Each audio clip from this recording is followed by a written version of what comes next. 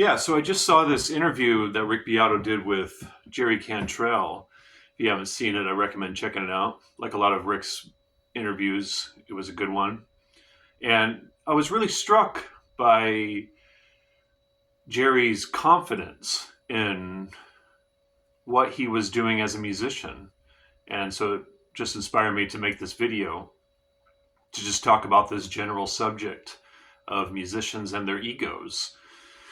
I think it's a pretty fascinating subject and different ways to talk about it.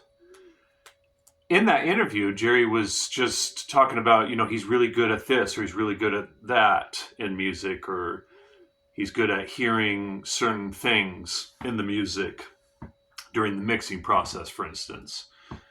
And but he was also talking about how he really loves Eddie Van Halen's playing and Yngwie's playing and Steve Vai's playing, and he just realized that that was not something he was going to be able to do. So there was definitely some humility in there for sure. But I was really digging his confidence. A lot of musicians that I admire, certainly not all, but a lot of them, like for instance, Alan Holdsworth, John Coltrane, Michael Brecker, the guitarist Bill Frisell, they're so self-deprecating.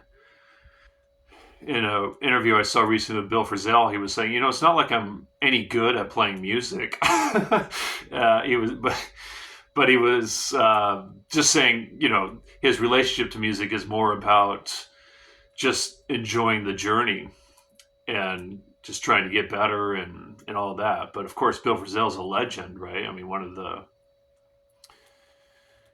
the great guitar players of all time, one of the great musicians of all time. So musical, right? Yeah, so there's a lot of different ways to talk about this. I've heard some people say that great musicians have big egos, and kind of saying that in a way to say it's a bad thing. And I just wanted to highlight that I think it's a good thing in certain ways. Joe Satriani put out, so I'm going to get into that, but Joe Satriani did a documentary, I don't know, a handful of years ago that his son ZZ filmed. And the main theme throughout the documentary was Joe's inner conflict between his rock star ego when he's on stage and that kind of persona, and his natural kind of introverted, shy tendencies and personality, and just constantly battling those two. He was talking about recently, before going on stage, sometimes he's fearful to go out there and perform because his shy, introverted ways are kind of scared of the whole thing. But once he's on stage, then he's good to go. He's enjoying it, having a good time, and in the moment. And so, yeah, that's a good documentary if you haven't checked that out. The philosopher Bertrand Russell, a mathematician, brilliant mind, he was talking about in one of his books, people that are indifferent to power are indifferent to humanity. And what he was saying is, we have the power to do good in the world, and to believe that we do have the power to do good, to inspire, to educate, to enlighten, to uplift humanity in whatever ways that we can. So that to me is a really important way of using the ego. That's a healthy ego when you're putting something good back into the world, which is what I think great musicians are doing, like someone like Jerry Cantrell. And then there's the bad ego, which is, I think, the critique that some people have about great musicians. Oh, they have big egos. They think of it as a bad thing, but I think it's only a bad thing if, for instance, you think you're better than someone else, or you're using your whatever powers you have for ill. You have ill will towards others. That's bad ego, right? So I think the great musicians, they believe in what they're doing,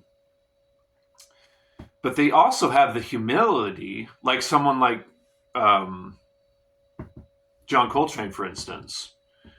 When he was on stage, it was full on. He was in the moment, connected, expressing himself very thoroughly. And of course, to varying degrees. Some performances are better than others, of course, right?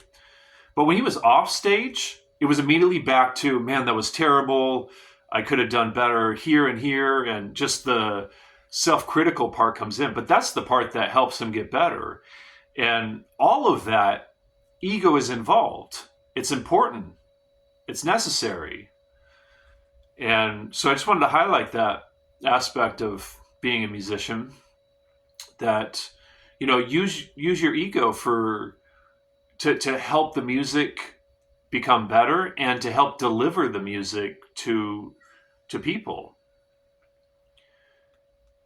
And yeah, I was just really, like I said, I was kind of admiring Jerry's confidence, because that's cool. I mean, especially for rockers, right?